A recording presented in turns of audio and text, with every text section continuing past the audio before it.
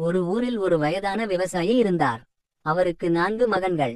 அந்த 4 பேரும் எப்போதும் ஒருவருக்கொருவர் சண்டையிட்டுக் கொண்டே இருப்பார்கள். இதை பார்த்த விவசாயி மிகவும் வருந்தினார். அவர்களை திருத்த நினைத்த விவசாயி ஒரு நாள் அவர்கள் 4வரையும் அழைத்தார்.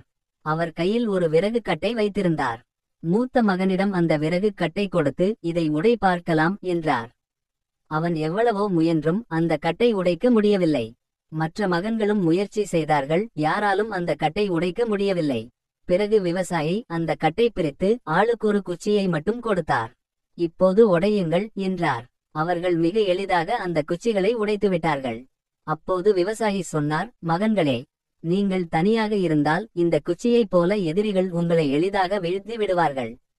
ஆனால் நீங்கள் ஒற்றுமையாக இருந்தால் அந்த விறகு கட்டை போல உங்களை யாராலும் அசைக்க முடியாது. அன்றிலிருந்து அவர்கள் சண்டையிடுவதை நிறுத்தி ஒற்றுமையாக வாழ்ந்தார்கள். நீதி: ஒன்றுபட்டால் உண்டு வாழ்வு.